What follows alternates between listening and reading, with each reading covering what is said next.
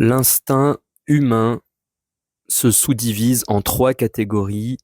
Il y aurait l'instinct social, l'instinct de préservation et l'instinct sexuel. C'était en tout cas la théorie du début XXe siècle proposée par William McDougall et qui a été reprise par la suite dans le New Age par différents représentants du New Age. C'est une théorie que je trouve particulièrement intéressante, en tout cas fonctionnelle, et qui n'a pas eu droit à la même postérité que d'autres. On pense notamment à Jung. Je parlais justement du New Age, Jung qui revient à la mode aujourd'hui avec une sorte de déferlante New Age qui l'entoure, ou Sigmund Freud. D'ailleurs, je t'invite à voir le film de Cronenberg que je trouve toujours aussi cool, A Dangerous Method. Je sais pas s'il est juste en termes historiques, mais en tout cas, je le trouve divertissant. Les trois instincts, donc social, le premier qui est en gros l'énergie qui pousse l'être humain à s'intégrer dans le groupe et donc à adopter, on va dire, les comportements qui sont validables par le groupe. En gros, si tu as un instinct social prédominant, parce qu'il y a l'idée dans la théorie des trois instincts, d'un instinct dominant et d'un instinct, on va dire, un peu réprimé, un peu à la traîne, tu angoisses de ta place dans le groupe et à ce titre-là, tu es prêt, voilà, à masquer des parts de ton identité, à en adopter d'autres, juste pour avoir ta place dans le groupe. Quand tu es loin des gens, tu penses à eux, tu penses aux dynamiques sociales, tu penses à, qui pourrait bien matcher ensemble, qui inviter ou pas à ton barbecue. Je vais oser une affirmation un peu péremptoire, mais tant pis, c'est mon podcast. Les gens qui ont l'instinct social en un, généralement, ne font pas des inventeurs ou des artistes, tout simplement parce que, en fait, créer te met en porte-à-faux avec le groupe à plusieurs endroits et de manière presque philosophique. Donc voilà, c'est difficile quand tu as un instinct social. La plupart des gens ont un instinct social. Ça a les avantages en termes de relations humaines. Ils souffrent moins, on va dire, de phénomènes d'exclusion sociale, mais ça vient avec un prix qui est celui d'être également moins inventif. Ensuite, les gens qui ont l'instinct de préservation en un. L'instinct de préservation, c'est ce qui fait que je pense à m'acheter une bouteille d'eau avant de prendre le train, si possible 1 litre. J'anticipe et c'est ce qui me fait aussi refuser de la prêter à celui qui a un instinct de préservation, on va dire, un peu sous-développé et qui se rend compte que en fait le train ne vend pas d'eau, qui est là, j'ai très soif parce que je sais pas quel genre de pathogène il trimballe dans sa bouche. Voilà, instinct de préservation. Ça va être tout ça, l'anticipation pour sa survie, son confort. Voilà, j'ai un instinct de préservation assez développé. Je m'inquiète souvent, voilà, beaucoup de mon confort, de mon hydratation, de mon sommeil. Et enfin, l'instinct sexuel. Alors, sexuel, comme son nom, d'ailleurs, est-ce que j'ai le droit de dire ce mot sur YouTube, l'instinct sexuel? Donc, c'est pas juste ta maîtrise des jutsu de Rocco Siffredi Sensei, même si ça peut en faire partie. C'est surtout ta capacité à attirer de nouveaux partenaires, de nouvelles énergies à toi. Et ça vient tout ça de notre évolution, en tout cas si on croit à la thèse de l'évolution. Pendant la majeure partie de notre existence terrestre, on n'avait pas TikTok, on n'avait pas la télévision, et nous étions nous-mêmes le divertissement. Il y a le pianiste du groupe The Band, Richard Manuel, qui est mort assez jeune parce qu'il faisait beaucoup d'excès, qui disait au sommet de la gloire de ce groupe: avant j'allais à des fêtes, aujourd'hui je suis la fête. Voilà, c'est ta capacité à être le divertissement. C'est la raison pour laquelle les gens ont tendance à exagérer leurs accomplissements. Voilà, ils font 2 cours de boxe, ils vont te dire je suis boxeur. Tout ça, c'est pour créer de l'émotion en face, de l'attraction. En gros, jouer une identité qui permet d'attirer à soi de nouveaux partenaires pour fusionner les énergies. Voilà, dans l'instinct sexuel, il y a l'idée d'abdiquer ses frontières personnelles, de s'ouvrir à l'autre, de s'ouvrir au monde, de recevoir. Il y a également un côté passif là-dedans. Et un côté actif, bien sûr, le feu du désir qui brûle. Tu l'auras sans doute deviné, mais souvent il faut un instinct sexuel bien développé pour être dans la création. On associe d'ailleurs souvent la libido, et je crois que Jung serait pas en désaccord avec moi là-dessus, ni son ennemi Freud, sur le fait que c'est généralement cette énergie comme ça primordiale, cette énergie vitale, vitalisante, qui te pousse à créer, qui te pousse à faire advenir dans le monde quelque chose qui n'y existe pas déjà. Et c'est d'autant plus vrai pour les hommes que les hommes contribuent à la création des futures générations, mais ils ne font que prêter un peu d'informations génétiques. C'est pas eux qui façonnent, c'est pas eux qui construisent.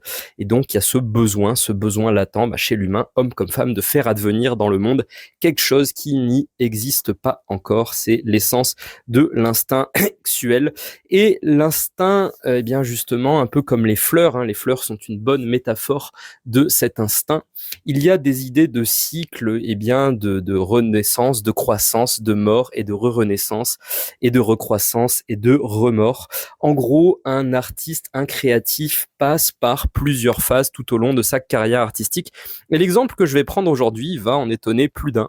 Mais au lycée, je me suis mis à écouter Booba à l'époque où justement il partait à fond dans l'ego trip et le gangsta rap, et toute une partie de son public le lâchait en disant c'est devenu stupide, c'est devenu commercial.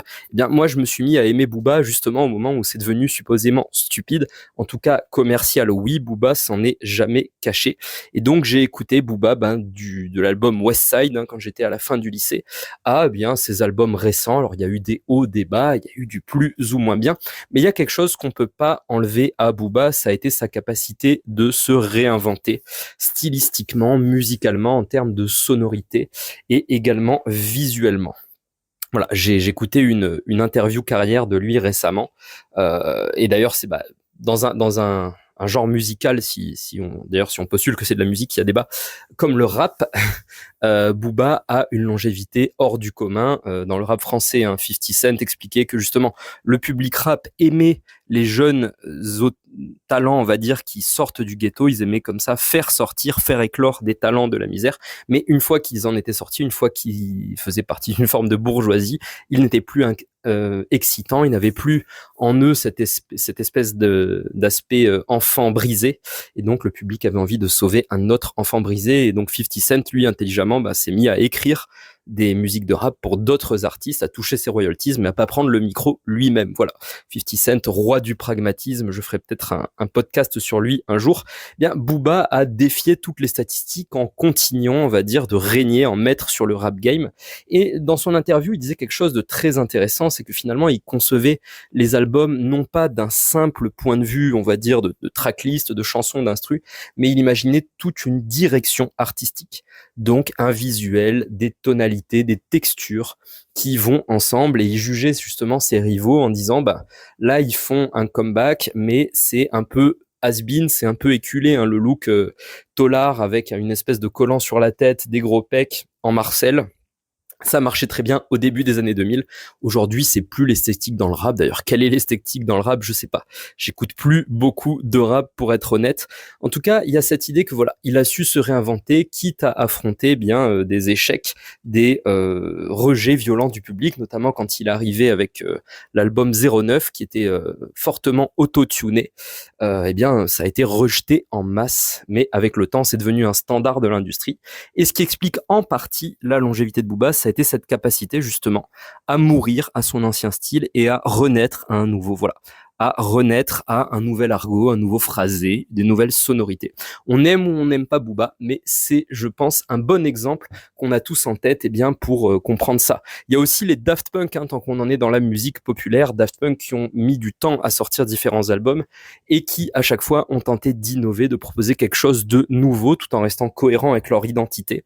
Mais quelque chose, ils ont toujours essayé d'être avant-garde, et pour être avant-garde, il fallait proposer quelque chose de plus ou de moins, parce qu'ils sont allés vers la fin de leur carrière vers une forme de minimalisme, que dans leur album précédent, Daft Punk, qui ont eu besoin de tuer le groupe Daft Punk justement et de partir en solo, donc de tuer cette ancienne identité masquée pour montrer leur visage et faire autre chose. Je sais pas trop ce qu'ils font aujourd'hui, honnêtement, j'écoute pas Daft Punk ni les projets qu'ils ont sortis après. Mais voilà, je voulais donner des exemples qui peuvent parler à tout le monde pour parler justement de cet instinct sexuel et saluer quelque part la beauté qu'il y a dans la création, cette capacité à aller à fond en phase de croissance d'identité, à se créer vraiment une identité, à explorer un style, un genre, une musicalité, un phrasé jusqu'au bout, vraiment comme un jusqu'au boutiste, laisser la sève monter en cascade jusqu'au ciel, mais savoir également mourir, faner et se renouveler une, deux, 3, 4, 1000 fois, autant de fois que nécessaire. C'est la marque des grands, hein, c'est ce qui a donné les Léonard de Vinci, c'est ce qui a donné les Darwin. Voilà, des grands découvreurs, les grands artistes ont cette capacité comme ça à évoluer, quitte à mourir et à renaître. Voilà, c'est un peu la métaphore du phénix. C'est éculé, oui, c'est cliché assurément, mais ça dit quelque chose eh bien de la vitalité qui est requise et de cette capacité on va dire, de renaissance et de mort qui est nécessaire quand tu te lances dans la création et quand tu as l'ambition de faire une œuvre. Hein, voilà, Tarantino typiquement, encore un bon exemple de personne qui a fait évoluer son cinéma. Il y a au moins 3 phases distinctes dans sa carrière. Voilà, pour citer encore une fois un réalisateur qui parlera, on va dire, au plus grand nombre.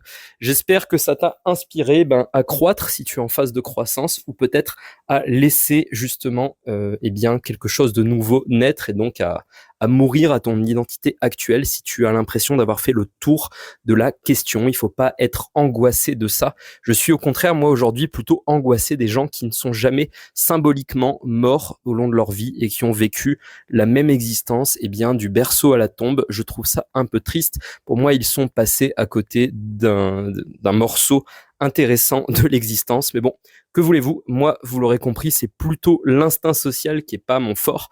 Donc voilà, je suis prêt à tolérer quelque part une forme de rejet, de violence du monde, tant que j'ai cette possibilité, eh bien, de jouvence, de renaissance, de recréation. Si tu t'es reconnu là-dedans, eh bien, je lâche un like, et si tu t'es pas du tout reconnu là-dedans, j'espère que ça t'inspire, de même que moi je m'inspire eh bien des gens qui ont un fort instinct social. Je leur reconnais des qualités et j'essaie d'émuler ce qui me manque dans ma vie. Voilà, avoir une intention peut-être plus proactive aux autres, savoir quand me taire et quand ne pas mettre en avant justement des parties de moi qui pourraient heurter. C'est aussi un art et c'est aussi une façon de renaître et d'exprimer ma créativité dans l'existence. Donc vraiment, il y a du bon à prendre de tout le monde. L'idée étant de savoir où tu en es et où tu as envie d'aller. Je te remercie pour ton écoute. Je te dis à demain pour le prochain épisode. Décidément, les épisodes en ce moment sont de plus en plus longs. Est-ce que quelque chose se prépare sur la chaîne? Peut-être, je sais pas. En tout cas, je te dis à très vite et prends soin de toi.